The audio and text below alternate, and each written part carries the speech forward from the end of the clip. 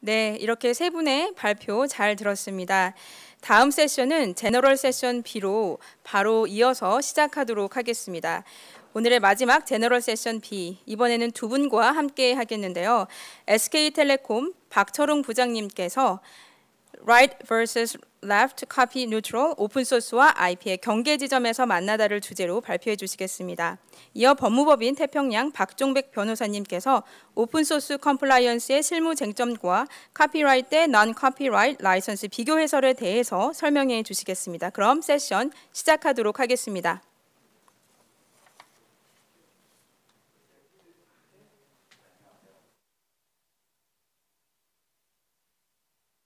국내외 기업의 현황에 대해 발표할 마이크가 SK텔레콤의 박철웅입니다. 오늘 발표 자료의 소제목으로 카피라이트와 카피레프트의 경계선, 오픈소스와 IP의 경계, 카피 뉴트럴로 한번 이름을 지어봤습니다. 자세한 이야기는 다음 페이지부터 시작하겠습니다. 오늘 발표할 차례는 카피라이트, 카피레프트, 그리고 오픈소스에 대해서 가볍게 언급합니다. 그리고 라이트와 레프트의 충돌 또는 공존 사례를 소개하겠습니다. 이제는 개방과 협력의 시대입니다. 개방과 협력의 시대에서 중요하게 부상하고 있는 오픈소스에 대해 소개하고 오픈소스 라이선스의 특징을 알아보겠습니다. 오픈소스와 관련된 조직, 회사의 역량 수준은 어떻게 보아야 할지를 오픈소스 프로그램 오피스 관점에서 소개드립니다. 그리고 국내 및 해외의 OSPO 사례와 함께 SK텔레콤은 어떠한 오픈소스 활동을 하고 있는지 그리고 어떠한 계획을 가지고 있는지 말씀드리겠습니다.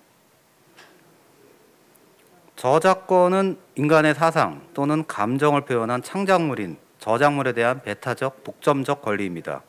그리고 지식재산권은 발명, 상표, 디자인 등 산업재산권과 문학, 음악, 미술, 작품 등에 관한 저작권의 총칙입니다. 카피레프트는 카피라이트에 반대하여 공유의 가치를 내세운 운동이라고 할 수 있습니다. 카피레프트에서 많이 볼 수 있는 용어는 자유 소프트웨어, 프리 소프트웨어, 반대, 리처드 스톨만, 리누스 토발스, 정보, 독점, 거부, 저작권의 공유 등입니다. 오픈소스는 카피레프트 중에 하나로서 오픈소스, 오픈소스 소프트웨어, OSS 등으로 불리우는데요. 우리나라에서는 공식적으로 공개 소프트웨어로 명명하였습니다. 지금 보고 계시는 이 사이트는 정보통신산업진흥원 나이파에서 만든 공개 소프트웨어 포털 oss.kr의 초기 화면입니다. 공개 소프트웨어에 대한 소개부터 오픈소스 라이센스 정보 그리고 Q&A를 확인할 수 있고 오픈소스 라이센스 검증 지원도 받을 수 있습니다. oss.kr의 질의응답에서 아주 재미있는 문의사항을 하나 봤습니다. 질의 내용을 정리하면 이렇습니다. 정부의 R&D 지원 과제를 수행하게 되었다. 오픈소스 소프트웨어로 개발해야 하고 소스코드를 공개해야 한다. 그런데 과제 산출물에 대해 회사는 사업 보호 목적으로 특허를 확보하려 한다. 이러한 상황에서 공개된 오픈소스 소프트웨어 라이브러리가 회사의 특허권 주장과 상충되지 않을까 걱정이 된다. 이런 내용인데요. 자세한 답변은 링크에서 찾아볼 수 있습니다만 특허권 보호에서 말씀드리자면 오픈소스로 배포하더라도 특허 등록이나 특허권 유지는 가능합니다. 하지만 오픈소스 라이센스는 소스코드의 자유로운 사용을 위해서 마련된 만큼 많은 오픈소스 라이센스가 특허권자의 특허권 주장을 금지하는 정책을 취하고 있습니다.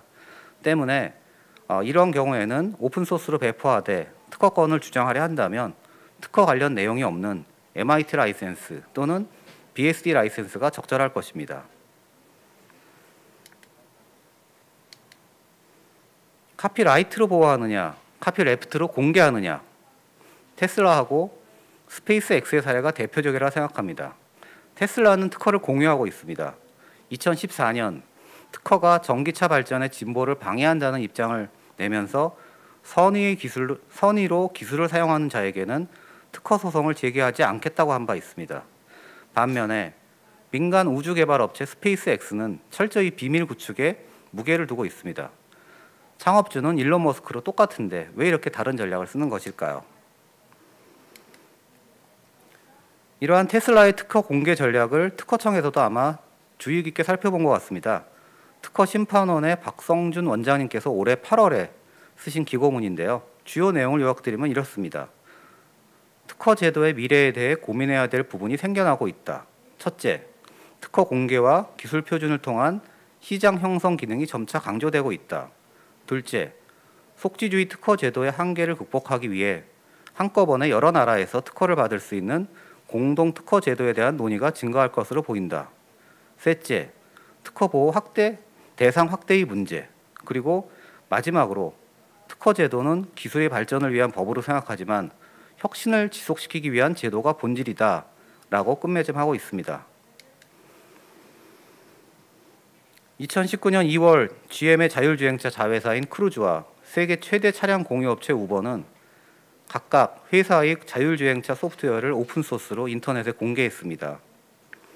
2018년 10월 마이크로소프트는 오픈 인벤션 네트워크에 가입하면서 회사의 특허 6만 건을 무료로 공개했습니다. 2018년 11월 중국 스마트폰 브랜드 오포도 자체 개발한 고속 충전 기술 슈퍼 VOOC 특허를 개방했습니다. 지금까지 말씀드린 개방과 협력의 사례를 다시 모아서 문자 구름으로 한번 만들어 봤습니다.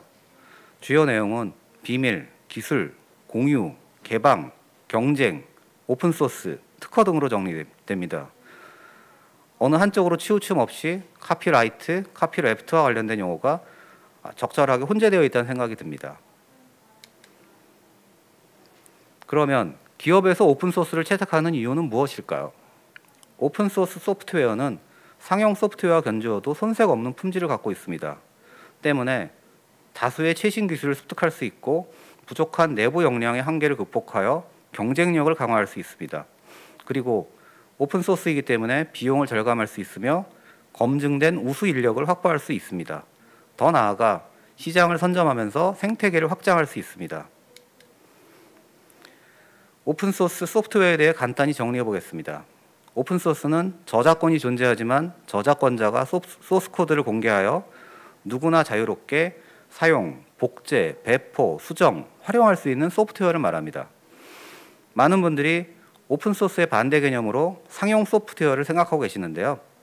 오픈소스는 상용, 비상용을 구분하지 않고 공통으로 사용되고 있음에 따라 오픈소스의 반대 개념은 상용 소프트웨어가 아닌 비오픈소스입니다. 여기서 오픈소스와 상용 소프트웨어의 가장 큰 공통점은 저작권이 존재한다는 것이고요. 가장 큰 차이점은 저작권자가 권리를 행사하는 방식이 다르다는 것입니다. 상용 소프트웨어의 저작권자들은 소스코드를 공개하지 않으면서 사용자가 자유롭게 사용, 복제, 배포, 수정, 활용하는 것을 금지하면서 사용에 대한 대가를 요구하고 있습니다. 오픈소스 이니셔티브 OSI라는 단체에서 오픈소스의 정의를 그림과 같이 10가지로 제시하고 있습니다. OSI에서 정의하는 오픈소스 정의와 별개로 저작권 및 재산권 관점에서 오픈소스의 정의를 한번 다시 말씀드리겠습니다. 여기에서 요건 1 그리고 요건 3은 오픈소스가 아닌 일반 소프트웨어 공통 요건입니다. 요건 2는 오픈소스가 근본적으로는 개발자 커뮤니티에 대한 공유와 기여를 전제로 하고 있다는 점에서 무상 배포의 원칙을 표현하고 있는 것이고요. 일반 소프트웨어의 경우 대부분 유상 배포하나 무상 배포도 가능하며로 변경될 수 있겠습니다. 즉 무상 배포, 유상 배포 여부는 오픈소스의 구별 요건이 아니라는 것입니다. 오픈소스의 특징은 요건 4에 있습니다. 오픈소스가 근본적으로는 개발자 커뮤니티에 대한 공유와 기여를 전제로 하고 있다는 점에서 소스코드 공개의 원칙을 표현하고 있는 것입니다. 따라서 오픈소스라는 명칭은 이런 요건 4에서부터 연유된 것이고요. 5번째 요건 또한 오픈소스의 특징을 이루면서 특별한 조건을 명시한 것이 오픈소스 라이센스라고 할 수 있습니다. 조금 어려운 얘기로 들어갈 수 있긴 한데요. 주요 오픈소스 라이센스에 대해서 소개를 드리겠습니다. GPL은 그리고 LGPL은 프리 소프트웨어 파운데이션에서 공표한 라이센스입니다. GPL은 GPL 코드와 연결된 모든 코드를 GPL과 동일한 조건으로 공개를 요구하는 대표적인 스트롱 카피레프트 라이센스이고요. LGPL은 GPL이 상용 코드와 유연하게 결합 사용함에 있어 너무 많은 제약 조건을 갖고 있기 때문에 이러한 부분을 해소하고자 공표한 라이센스입니다. 먼저 세션에서 AI 특허 얘기할 때 김현정 변호사님이 아파치 2.0 라이센스에 대해서 얘기를 한 적이 있습니다. 아파치 라이센스는 대표적인 퍼미시브 라이센스입니다. MIT 라이센스 같은 일반적인 퍼미시브 라이센스들은 저작권 고지, 보증 부인, 라이센스 사본 제공 등이 의무사항만 요구하고 있는데요. 아파치 라이센스는 추가적으로 수정된 파일에 대한 고지, 무상 특허 권리 허용, 교차 청구나 반소를 포함한 특허 소송을 하는 경우 해당 라이센스에서 부여한 특허 라이센스 권리가 종료되는 것으로 규정하고 있습니다. 이제부터는 오픈소스를 사용하는 조직 그리고 회사의 역량에 대해서 말씀드리겠습니다. 이 자료는 나이파에서 2019년에 발간한 이슈 리포트인데요. 오픈소스의 중요성과 시사점에 포함된 것입니다. 오픈소스 관련 조직의 세부 역량 수준을 정의하고 있습니다. 가장 낮은 수준의 1단계는 오픈소스에서 아이디어를 얻는 정도일 뿐이고요. 외부 코드를 사용하지도 않고 내부의 코드를 외부로 공유하지도 않습니다. 2단계는 외부의 코드를 가져와 사용하는 수준이고 3단계는 오픈소스를 다른 오픈소스와 결합하거나 독점 소프트웨어와 결합하여 고객에게 제공하는 수준입니다. 아마도 안드로이드 앱 또는 iOS 앱을 만들어서 배포하는 경우라면 대부분 여기에 해당될 것입니다. 4단계는 오픈소스 프로젝트를 수행하는 수준입니다. 그리고 외부 커뮤니티에 기여하거나 외부의 오픈소스 프로젝트에 참여한다면 5단계에 해당될 것이고요. 6단계는 5단계보다 조금 더 많은 활동을 한다고 할 수 있겠습니다. 방금 말씀드린 6단계의 오픈소스 역량 수준을 오픈소스 컴플라이언스 그리고 거버넌스 차원에서 정리하면 지금 보시는 것처럼 4단계로 구분할 수 있습니다. 오픈소스 역량 수준 1단계와 2단계가 이 장표의 관리 미흡 단계 그리고 3단계와 4단계의 일부 단계가 컴플라이언스 체계 구축 단계로 볼 수 있겠습니다. 그리고 4단계의 일부와 5단계는 전략적 활용 체계 구축 단계로 볼 수 있고요. 6단계는 구글, 아마존, 마이크로소프트와 같이 오픈소스 생태계를 주도하는 단계입니다. 오픈소스 프로그램 오피스라고 있습니다. 오픈소스 프로그램 오피스는 컴플라이언스 체계를 만들고 전략적 활용 체계를 구축하고 오픈소스 생태계를 주도하기 위해서 제안된 조직입니다. OSPO의 역할은 외부로부터 오픈소스가 유입되어 회사 내에서 사용되고 회사의 오픈소스 프로젝트를 통해 외부에 기여하고 새로운 오픈소스 프로젝트를 배포하는 일련의 과정을 책임지고 있습니다. 구글, 페이스북, 넷플릭스, 트위터 등은 OSPO 활동을 통해 회사의 오픈소스 유입, 생성, 배포 등 오픈소스와 관련된 전반적 프로세스에 대해서 관리하고 있습니다. 국내에서는 삼성전자, LG전자가 가장 왕성하게 활동할 수 있다고 하고 있는데요. 최근 네이버, 카카오, 라인 등도 오픈소스에 대해서 관리하고 있습니다. LG전자는 내부적으로 오픈소스 자동관리 시스템 포스 라이트를 구현한 바 있는데요. 이 시스템을 조만간 오픈소스로 공개할 계획을 발표한 바 있습니다. 카카오 또한 사내 오픈소스 교육 자료를 누구나 열람할 수 있게 공개하였습니다. 마지막으로 AT&T, 버라이존, T-모바일 등 우리가 익히 알고 있는 통신사들도 예외는 아닙니다. 오픈체인 프로젝트라고 있습니다. 오픈체인 프로젝트는 공급망 전반에 걸쳐 보다 간단하고 일관되게 오픈소스 라이센스를 준수할 수 있도록 함으로써 오픈소스에 대한 신뢰를 구축하는 것을 목표로 하고 있습니다. 오픈체인 표준은 사실상의 표준에서 정식 표준으로 발전하고 있는데요. 최근에 ISO 인증을 받은 바 있습니다. 이제부터는 SK텔레콤의 OSPO 활동에 대해 소개해드리겠습니다. 첫째로 오픈소스와 관련된 정책과 가이드를 수립하고 구성원에게 전파하고 있습니다. 두 번째로 기술 자산을 오픈소스 프로젝트화하고 이를 가능하게 하는 인프라를 구축하고 있습니다. 마지막으로 오픈소스를 우리만의 개발 문화로 정착시키기 위해 T-허브라는 커뮤니티 활동을 하고 있습니다.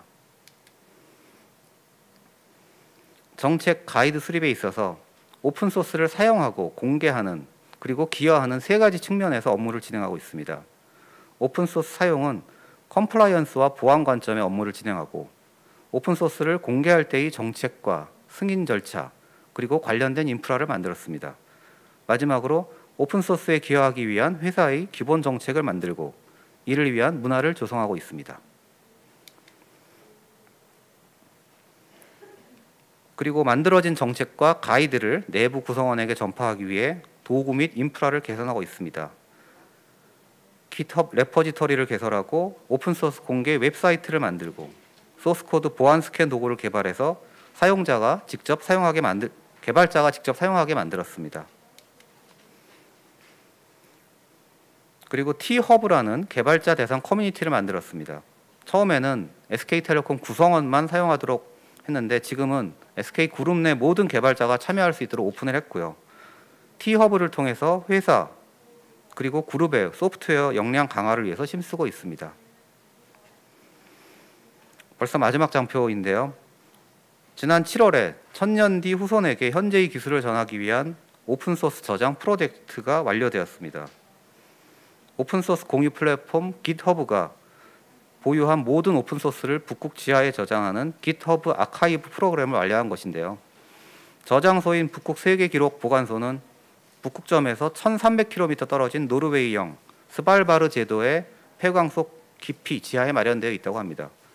참고로 전 세계 100만 개의 씨앗을 보관 중인 스발바르 국제 종자 저장고도 이곳에 있다고 합니다. 우리가 남긴 데이터를 통해서 현재의 세계와 기술을 우리 후손들이 더 잘 이해할 수 있게 되기를 바라면서 이상 발표를 마치겠습니다. 감사합니다.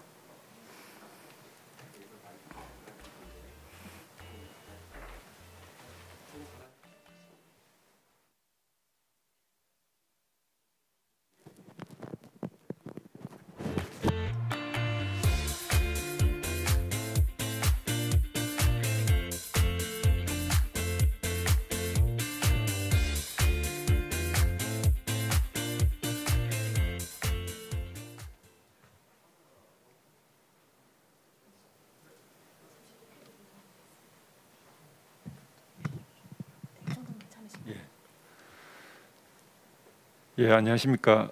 소개받은 범법인 태평양의 박종백 변호사입니다. 이렇게 온라인이지만 만나 뵙게 돼서 반갑습니다. 제가 오늘 발표드릴 주제는 오픈소스 컴플라이언스 실무 쟁점과 오픈체인 프로젝트가 되겠습니다. 우선 전체적으로 오늘 제가 발표할 내용은 크게 보면은 오픈소스에 대한 법적 보호 체계 전반에 대한 부분하고, 그 다음에 오픈소스 컴플라이언스가 어떻게 이루어지는지, 그 다음에 세 번째는 오픈소스를 둘러싼 분쟁 사례들이 어떤 것이 있는지 살펴보고, 마지막으로 최근 몇 년 사이에 오픈소스 생태계에 있어서 컴플라이언스를 좀 더 체계적으로 하기 위해서 진행되고 있는 오픈체인 프로젝트가 있습니다. 그 부분에 대한 설명을 드리도록 하겠습니다. 우선 전 발표에서 이미 오픈소스 생태계에 대해서는 많이 설명을 들으셨을 거라고 생각하고, 생태계에 대한 이해는 간단하게만 살펴보겠습니다. 우선 특정 기업을 중심으로 오픈소스 이해관계를 보면은 기업은 사실 세 가지 지위를 가진다고 할 수 있겠습니다. 대부분 사용자의 지위를 많이 갖겠습니다만은 기업 스스로가 오픈소스 프로젝트에 참가해서 저작권자가 될 수도 있고요, 또 특허권자도 될 수 있을 것입니다. 그다음에 역시 기업의 외부에도 특허권자가 있고, 그다음에 오픈소스 저작권자가 있고, 그다음에 오픈소스 프로젝트를 관리하고 생성하는 커뮤니티 단체들이 있겠습니다. 그 이해관계자를 한 번 더 보면은 오픈소스 커뮤니티가 있고, 그다음 오픈소스 라이센스를 만들어서 그거에 대한 어떤 관리 업무를 담당하는 파운데이션들이 있고요. 그 다음에 제3의 특허권자들이 있는데, 여기서 조금 유념하실 것은 오픈소스라는 것은 최초의 저작권자가 세상에 공개를 하면은 그 후에는 다양한 수정과 배포가 일어나서 계속해서 어떤 흘러가게 되어 있습니다. 그 전체를 서플라이 체인이라 할 수 있는데, 법률적으로는 수많은 오픈소스가 이게 공급되고 사용되는 단계가 있습니다만은 법률적으로는 최초의 저작권자가 그 이후에 사용권자한테 다 저작권 사용 허락을 하는 그런 구조가 되겠습니다. 그 다음에 요 장표에서 좀 눈여겨 보실 거는 오픈 소스는 소프트웨어 개발하는 회사 A 회사의 입장에서는 다양한 루트로 유입이 일어나고 있습니다. 소프트웨어가. 그래서 거기에는 오픈소스뿐만 아니라 다른 서드 파티가 공급하는 그런 소프트웨어들도 있을 겁니다. 그런데 특히 여기서 어떤 회사가 오픈소스 컴플라이언스를 하는데 그 오픈소스 컴플라이언스 한 이후에 여러 가지 서비스나 제품을 대외적으로 배포를 할 텐데 이런 구체적인 서비스나 제품뿐만 아니라 회사법적인 행위에 의해서 일괄적으로 소스 코드가 소프트웨어가 외부로 배포되는 부분을 좀 눈여겨보실 필요가 있습니다. 그 예는 M&A가 일어난다든지 합병이 일어난다든지 매각이 일어난다든지 이런 부분입니다. 그래서 그때는 좀 더 큰 컴플라이언스의 필요성이 있다고 보여질 수 있습니다. 그럼 이번에는 오픈소스를 둘러싼 여러 가지 법적 보호 체계는 어떻게 이루어지고 있는지 또 라이센스의 주요한 내용은 뭐로 되어 있는지 보도록 하겠습니다. 법적인 장치는 우선 저작권, 특허권, 라이센스 계약, 더 나아가서 상표권, 영업비밀보호, 형사처벌 이런 것들이 문제가 되는데 저작권은 너무 잘 아시다시피 소프트웨어는 저작권으로 보호가 되고 있고요. 그다음에 더 나아가서 알고리즘에 대해서는 특허권으로 보호가 되고 있습니다. 또 그리고 오픈소스는 각 라이센스가 있는데 이 라이센스는 사실은 계약이라는 형태로 정립이 됩니다. 보통 일반 계약처럼 서명 날인을 하지는 않지만은 사용자께서 다운로드 받는 순간 그 일반 계약에서의 승낙이라고 하는 행위가 있는 것으로 그렇게 간주가 된다고 보시면 됩니다. 그리고 더 나아가서 상표권이 등록이 되어 있는 오픈 소스 프로젝트들은 상표권에도 보호되고 있고 예외적으로 영업 비밀 보호로 인정되는 경우도 있고요. 한국같이 저작권 침해를 형사 범죄화하는 나라들은 형사처벌도 가능합니다. 어쨌든 이 오픈소스 라이센스 중에는 카피 랩트 성격을 가지고 있는 라이센스가 있는데 그런 카피 랩트 라이센스도 결국에는 카피 라이트로 보호된다고 이렇게 보시면 될 것 같습니다. 간단하게 상업 라이센스와 오픈소스 라이센스 비교를 보면은 공통점은 소프트웨어 이용 허락을 하는 계약이라고 볼 수 있습니다. 그런데 전자는 라이센서와 라이센시의 대립 구조이고요. 당연히 유료이고 어떤 구체적인 협상을 통한 계약이 이루어지고 있고 하자에 대해서 진술 보장을 하거나 배상 책임을 지고 있습니다. 오픈 소스는 그와는 다 반대가 되겠죠. 협상이 따로 없고 as is 현상 그대로 계약을 하는 거고요. 진술 보장이 없고 배상 책임을 지지 않습니다. 그리고 카피랩트가 이제 오픈 소스에서 특정적으로 일반 라이센스와 다르게 가지고 있는 특질인데요. 이 카피랩트의 성격은 스트롱, 윅 또는 그게 아예 결여된 오픈 소스 라이센스들이 있습니다. 그럼 카피랩트라는 건 뭐냐? 두 가지로 구분되는데요. 하나는 앞으로 오픈 소스를 사용하게 되는 불특정 사람의 자유를 보장하는 장치가 되는데 첫째는 소스 코드를 공개해야 될 의무를 지는 부분, 두 번째는 원 저작물과 동일한 라이센스를 계속해서 적용해야 될 의무, 이 두 가지를 합해서 카피랩트라고 보시면 됩니다. 그 라이센스의 기본 구조는 이거는 라이센스마다 좀 다릅니다만은 GPL을 기준으로 하면은 우선 굉장히 철학적인 바탕을 서문을 해서 뚜렷이 하고 있고요. 그 다음에 이용자를 보호하는 규정 부분, 그 다음에 저작자 내지는 2차적 저작물, 즉 기여자를 보호하는 규정, 그 다음에 오픈소스 자체와 커뮤니티 보호 규정 이렇게 나눠지는데 어느 오픈소스 라이센스나 공통적으로 나온 것은 모든 사람의 오픈소스 이용, 복제, 배포 이런 자유를 보장한다는 걸 명시하고 있습니다. 그 다음에 카피랩트 성격을 가지고 있는 라이센스의 경우에는 소스 코드를 다 공개해야 된다. 공개하고 있습니다. 공개할 수 있고 그리고 저작자 내지는 기여자를 보호하는 규정은 누가 저작자인지, 누가 저작권을 가지고 있는지를 고지를 해야 되는 부분이죠. 그 다음에 배상 책임이나 진술 보증 책임을 지지 않는다는 부분은 저작자 보호 규정이 되겠고요. 오픈소스 자체 및 커뮤니티 보호 규정은 카피 랩트를 통해서 소스 코드를 계속해서 공개를 해서 누구든지 수정을 자유롭게 할 수 있도록 하는 부분. 더 나아가서 일부 라이센스들은 특허권을 허용하고 특허권 라이센스를 부여하고 또 제3자가 오픈소스 라이센시를 상대로 특허권 침해 소송을 제기했을 때는 바로 저작권 라이센스를 종결시키는 특허 보복 조항이 있습니다. 그리고 라이센스는 어느 라이센스나 다 영어가 기본 언어이고요. 그 다음에 라이센스별로 공통의 언어를 쓰는 경우도 있고 공통 용어를 쓰는 경우도 있고 좀 다른 부분도 있고 뒷부분에서 좀 보겠습니다. 그리고 이 라이센스는 법적 의미가 각 국가의 저작권법이나 계약법에 따라 해석이 돼야 됩니다. 대부분.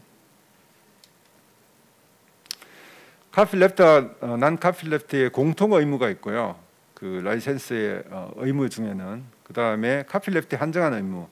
한정한 의무는 이미 설명드린 것처럼 두 가지고 공통 의무는 저작권자가 누구인지 밝혀야 되고 무슨 라이센스를 쓰는지 밝혀야 되고 그 다음에 그 라이센스의 텍스트를 제공해야 되는 부분이 있습니다.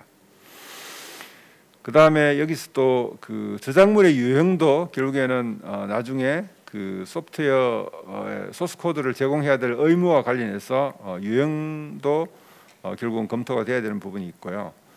그 다음에 라이센스 간에 서로 양립하지 않는 또는 양립하는 그런 부분이 있는데 그것은 한 컴포넌트나 한 소프트웨어 내에 서로 다른 라이센스가 섞여 있음으로 해서 양쪽 의무를 다 지키지 못하는 A를 따지자니 B가 울고 B를 따지니 A가 우는 이런 상황이라고 보시면 되겠습니다.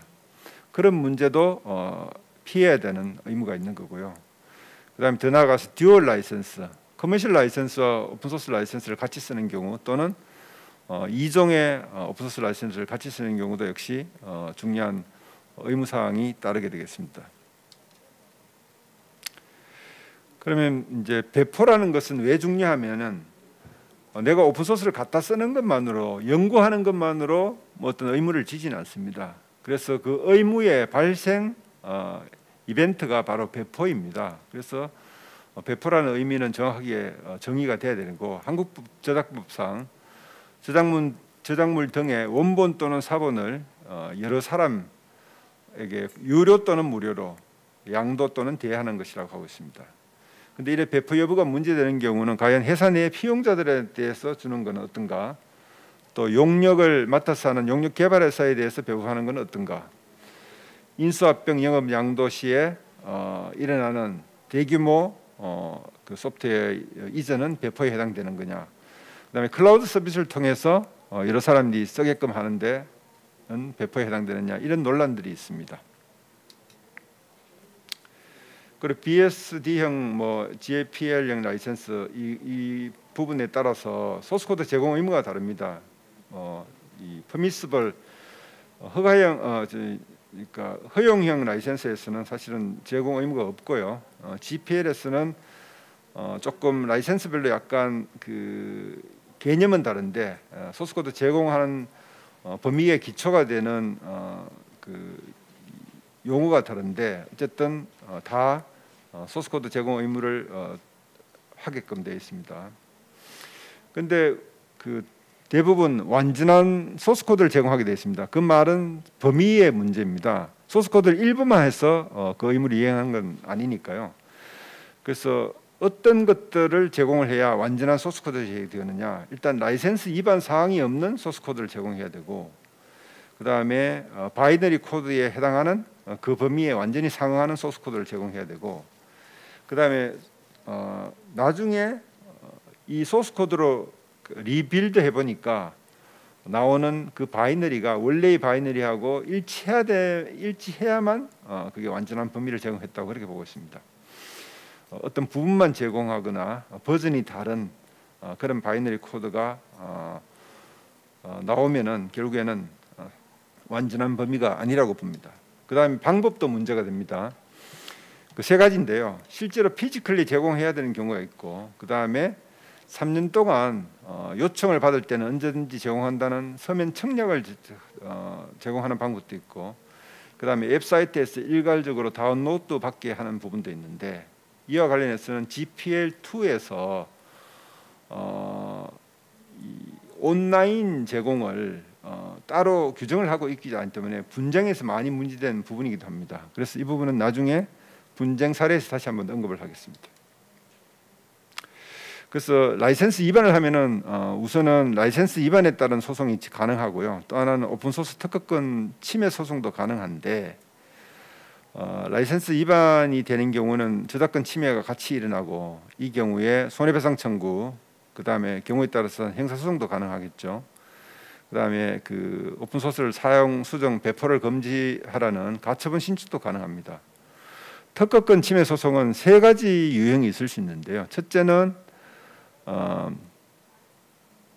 라이센소가 자기가 저작권 라이센스는 줬지만은 특허권 라이센스는 준 적이 없다는 식으로 특허권 소송을 제기할 수 있고, 제3 특허권자가 이 오픈소스를 쓰는 라이센시들에 대해서 특허권 소송을 제기하는 경우가 있을 수 있습니다. 그리고 오픈소스를 쓰고 있는 라이센시가 다시 자기가 특허권을 가지고 있다는 이유로 소송을 제기할 수 있는데, 이 세 가지 경우에 따라서 이슈가 좀 달라집니다. 첫 번째, 라이센시가 제공하는 경우에는 몇몇 아파치 같은 라이센스에서는 그 사람의 저작권 라이센스를 반드시 자동적으로 종료하는 그런 규정을 두고 있고요. 라이센소가 특허권 소송 제기하는 것을 막기 위해서 특허 라이센스를 보유하는 조항을 역시 아파치2나 GPL3가 규정을 하고 있습니다. 그다음 제3 특허권자가 특허권 소송 제기하는 게 어떻게 보면 제일 큰 문제가 될 수 있는데, 이거를 완전히 사전에 방지할 방법은 없습니다, 사실 현실적으로. 그런데 이것들을 이제 전체적으로 금지 억제하기 위해서 네거티브 페이턴트 플레지라 해서 주요 기업들이 우리는 오픈소스 관련된 특허권 주장은 하지 않겠다라는 그런 플레지가 있을 수 있고요. 그 다음에 OIN 같은 단체는 회원들을 모아서 그 회원들 사이에서는 리눅스에 관련된 특허권을 행사하지 않겠다, 이런 자체 내부의 어떤 약속으로서 운영되는 그런 풀도 있습니다. 특허 풀이라고 하겠죠. 그 다음에 그 라이센스 위반 소송에서 어떤 법적인 문제 외에 사실은 기업들이 특히 규모가 크고 레퓨테이션이 좋은 기업일수록 소송을 제기당함으로써 생기는 레퓨테이션 리스크가 굉장히 그 이후 분쟁 해결 과정에서 크게 작용하는 부분을 말씀드릴 수 있겠습니다. 그다음 컴플라이언스는 이미 앞에서 좀 설명했으니까 이것도 뭐 좀 간단하게 넘어가도록 하겠습니다. 그 컴플라이언스 목표는 간단합니다. 이 회사에서 사용하고 또 개발하고 나중에 어떤 사업에 제공하는 소프트웨어에 포함된 모든 오픈소스 컴포넌트를 일단 파악을 해서 그에 관련된 모든 라이선스상 의무를 이행하게 하는 것이 목표입니다. 그래서 정책도 수립해야 되고 절차도 수립을 해야 될 겁니다. 그리고 컴플라이언스 혜택은 뭐 굳이 제가 설명을 안 해도 될 것 같은데, 그 여러 부서들이 역할을 잘 해서 그게 회사 차원에서 전체적으로 이 어떤 서로 간에 역할 분담이 되고 전체적으로 수렴이 돼야 될 것 같은데, 어쨌든 개발팀이나 또는 판매하는 제품팀, 그다음 법무팀 이런 것들이 필요하고요. 경우 그 오픈 소스를 받아들이는 조달팀에도 사실은 관계가 있고, 더 나아가서 오픈 소스 컴포넌트와 라이센스를 체크하는 그 툴 전문가들도 사실은 이 역할을 해야 되고요. 그 다음에 오픈 소스 검토위원회가 필요하고, 그 위원회에서 컴플라이언스 책임자가 또 필요할 겁니다. 오픈 소스 검토 업무를 우선 보면은 가장 좀 눈여겨 보셔야 될 게 사실은 이 필요 정보가 과연 어떤 것이 있느냐, 이걸 한번 봐야 될 텐데요. 그 오른쪽에 보시면 필요 정보 수집을 한번 보면 이게 실무적으로 그러니까 어떻게 보면 좀 쉬울 것 같긴 한데, 막상 하다 보면 많이 빠뜨리거나 오류가 생기는 부분이기도 합니다. 그래서 우선 가장 중요한 거는 우리가 사용하는 또는 사용할 오픈소스 컴포넌트가 과연 뭔지, 그 패키지는 뭔지, 그 버전 표시는 뭐가 되는지 이것도 해야 되는 거고요. 그 다음에 카피랩트 라이센스의 경우에는 소스 코드를 반드시 제공을 해야 되니까 정확한 소스 코드 확보, 그 다음에 그것이 제공되어 있는 다운로드 그 사이트 주소도 알아야 되고요. 또 저작권자가 누구인지, 라이센스명, 특히 라이센스도 여러 버전이 있는 경우에 그 버전명도 알아야 되겠죠. 그 다음에 우리가 수정한 것이 뭔지를 정확히 알아야 되고요. 그 수정물에 대한 우리뿐만 아니라 그 이전에 누군가가 그 중간 단계에 수정했으면 그것도 역시 알아야 되고, 그에 따라서 그 저작권자, 저작자, 그다음에 연도 뭐 이런 것들이 이 카피라이트 노티스에 다 있으니까 그것도 확인돼야 되고요. 그다음에 우리가 주로 쓰는 그 컴포넌트 외에 그와 그 상호 작동을 하는 관련 컴포넌트도 알아야 되고, 그다음에 우리가 어떤 용도로 쓰는지 부분도 결국에는 라이센스 의무가 촉발되느냐 안 되느냐, 발생하느냐 안 하느냐 부분과 관련이기 때문에 용도도 파악이 돼야 되고요. 그다음에 소스 코드를 아까 말씀드린 대로 어떻게 제공할 것인가, 결국 어떤 장소에서 제공할 것인가, 이 부분도 파악이 돼야 됩니다. 그 다음에 우리 회사에서 그 이전에 동일한 컴포넌트로 어떤 사용이 일어났을 때 그에 대한 컴플라이언스 결과물은 뭐였는지, 그 부분은 어떻게 그 당시에 승인이 되었는지 이 부분도 파악이 돼야 될 겁니다. 그 다음에 외부 개발 용역사로부터 납품받은 경우에는 그 용역회사가 어딘지 그 개발팀의 담당자들도 파악이 돼서 필요한 경우에 문의와 확인이 이루어져야 할 겁니다. 그 컴플라이언스 관리 절차 역시 앞에서 설명하실 것 같은데 그냥 간단하게 보면 식별 절차가 필요하고요. 그에 따라서 어떤 툴을 이용한 것 포함해서 정확한 검사가 이루어져야 되고, 거기서 나온 이슈를 해결해야 되는 단계가 있고, 그래서 최종적으로 어떤 식으로 이 부분을 그 라이센스 준수하기 위한 어떤 이슈를 해결할 것인가 결론을 내고, 그에 따라서 이제 그 위원회나 회사 관련 부서의 승인을 받아야 되겠죠. 그러면 회사의 내부 디파지토리나 보관소에 등록을 해서 나중에 이 승인에 관한 내용들이 기록될 수 있도록 그 부분을 해야 될 것 같고요. 그러고 나서 이제 배포하기 전에 고지문을 작성하고 또 그 내용이 이제 정확한지 검증이 필요하겠죠. 특히 이 외부의 법률 자문을 받을 경우에 보통 이 승인 단계에서 많이 받게 됩니다.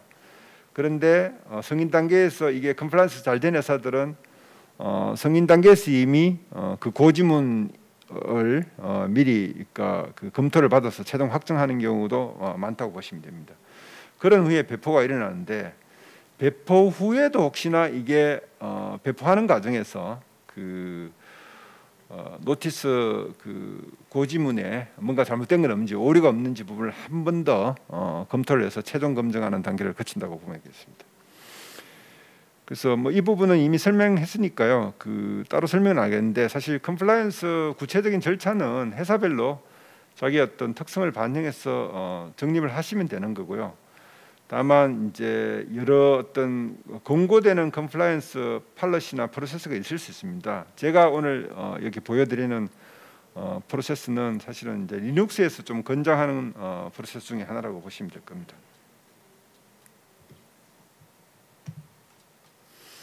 그래서 이 부분은 넘어가시고 분쟁을 좀 보겠습니다. 여러분들이 분쟁을 보실 때는 조금 두 가지 유형이 있다는 걸 정확히 알고 좀 보셔야만 좀 혼란스럽지 않을 겁니다. 그 두 가지 유형은, 하나는 커뮤니티 오리엔트된, 커뮤니티를 보호하는 그런 인포스먼트 그 권리 실행이 있고요. 그다음에 또 하나는 자기 자신의 이익을 추구하기 위한 그런 인포스먼트가 있습니다. 커뮤니티 오리엔트된 거는 이분이 잘 아시는 것처럼 SFC나 또는 뭐 GPL 발레이션 같은 약간 이제 그 커뮤니티를 보호하기 위한 공익적 목적에서 이런 문제를 해결하겠다고 해서 집행을 하는 거고요. 그 이익 추구형은 내 금전적인 이익을 극대화하겠다 이렇기 때문에 많이 사실은 출발점도 다르고 과정도 다릅니다. 그래서 2015년에 이 그 SFC에서는 소프트웨어 프리덤 센터죠. 여기에서 아예 우리는 이러이러한 어떤 그 커뮤니티 오리엔티드 컴플라이언스 이러이러한 원칙을 갖고 한다. 뭐 이렇게 해서 아예 발표됐습니다. 그래서 여기서는 최종적으로 우리가 이렇게 권리 실행하는 것은 무슨 합의금을 받거나 이익을 취하고자 하는 게 아니라 GPL 컴플라이언스가 널리 확산되기를 원한다라는 그런 거고요. 그래서 어떤 비밀 유지도 존중해주고 그 다음에 신중하게 어프로치하며 그 다음에 컴플라이언스를 하기 위한 전반적인 분석을 다 해주고 향후에 컴플라이언스할 계획 수립을 다 그 픽스한 다음에 이제 최종 분쟁을 종결하는 이런 어프로치라고 할 수 있습니다. 그래서 커뮤니티 오리엔트된 권리 집행은 그 여러 가지가 있었는데요. 주로 이제 독일과 뭐 이제 양쪽 분쟁이 다 그렇습니다. 독일과 미국에서 주로 많이 이제 신뢰가 있습니다. 근데 예를 들면은 뭐 스카이프 사건 같은 경우에는 비록 내가 제작하지 않았다 하더라도 배포의 책임을 지는 거고요. 그 다음에 물리적으로 그 제품을 팔 경우에 펌웨어로 소스 코드는 온라인으로만 제공하는 것도 그거는 의무를 이행한 것이 안 된다 이런 어떤 중요한 판시도 했었습니다. 그런 게 있고 그 다음에 미국에서는 뭐 또 몇 가지 있는데 특히 한국 기업도 관련된 SFC가 국내 S전자나 H사, 휴맥스 이런 사를 포함한 13개사를 상대로 해서 보르도 TV에 들어가는 브라이존이라는 그 소프트웨어에 대해서 소송을 제기했던 겁니다. 그 다음에 버예메어에 대해서도 제기한 게 있었고요. 그 다음에 이익 추구형은 뭐 다양하게 많이 있습니다. 제이콥슨 카츠도 있고 베르사타 케이스도 있고 그 다음에 아티팩스라는 회사도 있고 특히 뭐 오라클과 구글도 이런 아직까지 미국 대법원에서 계류 중이죠. 이런 부분이 있고 특히 최근에 이제 한국 기업이 관련된 거는 H사가 아티팩스로부터 소송을 당한 게 있는데 이것도 역시 GPL2 위반에 기해서 그 GPL2 라이센스가 쓰고 있었는데 그에 따라서 소스 코드를 공개 안 했다라는 걸 이유로 해서 라이센스 계약을 해지고 손해배상 청구를 한 건데 결국엔 합의로 종결됐습니다. 그래서 이런 분쟁 사례들을 좀 전체적으로 한번 분석을 해보면은 앞으로 어떤 분쟁들이 일어날지 한번 예측해 볼 수도 있는 단초가 될 겁니다. 최초로는 분쟁은 2004년에 이루어졌고요. 주로 독일과 미국에서 이루어졌고 동기는 그러니까 이익 추구형이 10건이라면은 커뮤니티 오리엔트된 형은 8건 정도 거의 비슷합니다. 문제된 라이센스는 아티스틱 라이센스 외에 전부 GPL2였습니다.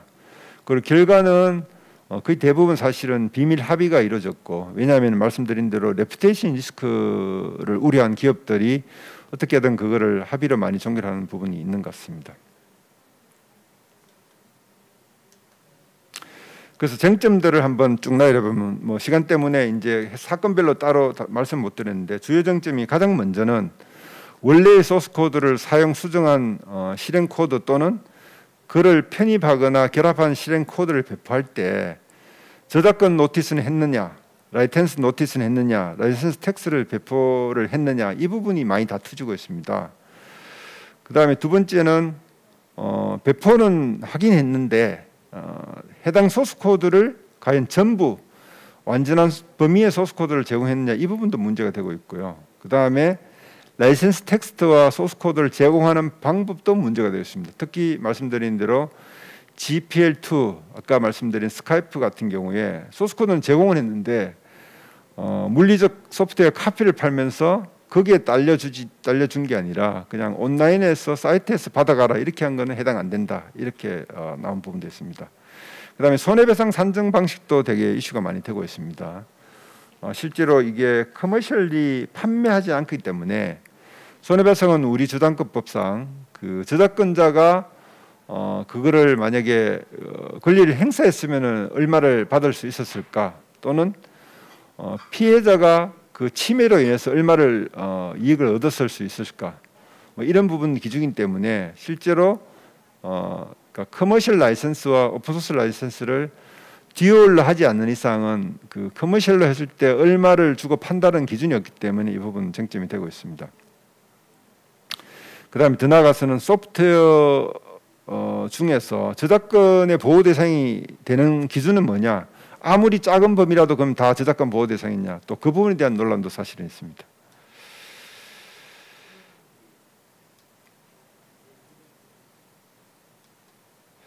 그다음 이제 마지막으로 오픈 체인 프로젝트에 대해서 좀 설명하겠습니다. 이거는 리눅스 파운데이션의 산하 프로젝트로 되어 있는데요.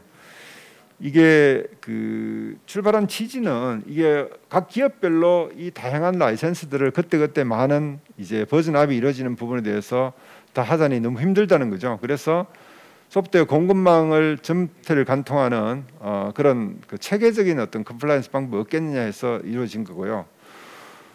그래서 그 여러 어떤 그 산하에 가버닝 보드도 있고 그다음에 운영위원회도 있어서 이렇게 운영되고 있는데요.